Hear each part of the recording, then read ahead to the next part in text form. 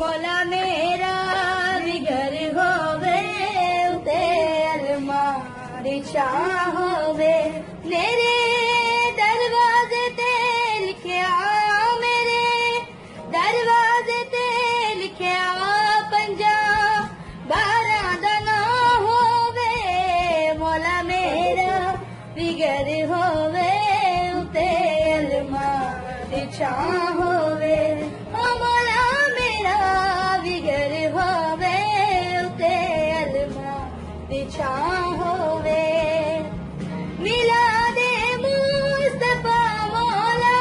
मैं अपने घर के रोना है हसन मौला